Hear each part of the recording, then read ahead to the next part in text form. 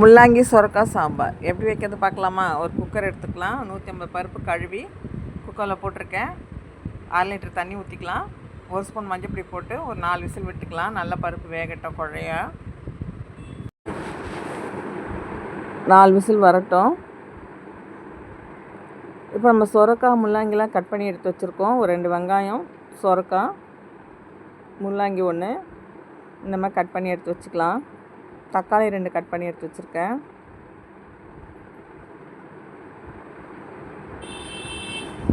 இப்போ stove on பண்ணி கடாயில் கொஞ்சம் எண்ணெய் ஊற்றிட்டு வெங்காயம் போட்டு வதக்கிக்கலாம். அதுக்கப்புறம் சுரக்காவையும் முள்ளங்கியும் போட்டு நல்லா வதக்கிக்கலாம். வதக்கி வச்சோம்னா நல்லா வாசனையாகவும் இருக்கும், கோல்ட் ஆகாது.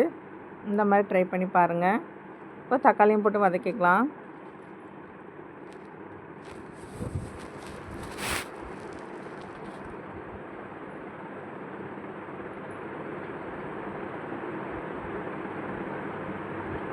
நல்லா வதக்கிக்கலாம். இப்போ மசாலா சேர்த்துக்கலாம். 2 ஸ்பூன் மிளகாத்தூள் போட்டிருக்கேன். இது சாம்பார் பவுடர், வீட்டிலே நான் பண்ணி வச்சுருக்கேன். 2 ஸ்பூன் சாம்பார் பவுடர் போட்டுக்கிறேன்.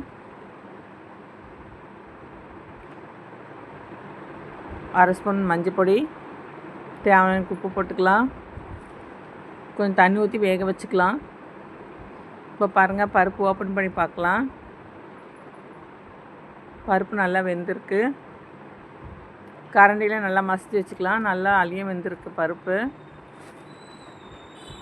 இப்போ வேக வச்ச காயை எடுத்து நம்ம குக்கரில் ஊற்றிக்கலாம். பருப்புலையே நல்லா கலரி விட்டுக்கலாம். கொஞ்சம் தண்ணி ஊற்றிக்கலாம், ரொம்ப கெட்டியாக இருக்குது. கொஞ்சம் புளி கரைசல் ஊற்றிக்கலாம். நல்லா கொதிக்கட்டும். காய் நல்லா வெந்திருக்கு. இந்த டைமில் கொஞ்சம் கொத்தமல்லி கட் பண்ணி போட்டுக்கலாம். செம்ம கமகமன் முள்ளங்கியும் சுரக்காவும் போட்டு சாம்பார் தான். நல்லா வாசனையாக மணமாக இருக்குது. இப்போ தாளிச்சிக்கலாம். ஸ்டவ் ஆன் பண்ணி கடாய் போட்டாச்சு. கடாயில் எண்ணெய் ஊற்றியாச்சு. கடுகு உளுத்தம் பருப்பு, ஒரு காஞ்ச மிளகாய் போட்டுக்கலாம். பூண்டு கொஞ்சம் தட்டி போட்டிருக்கேன்.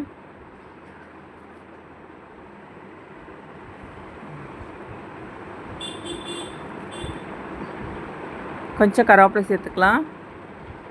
இப்போ தாளிச்சதை எடுத்து சாம்பாரில் ஊற்றிக்கலாம்.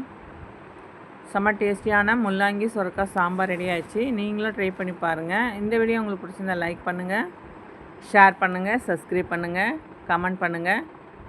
அடுத்த வீடியோவில் பார்க்கலாம்.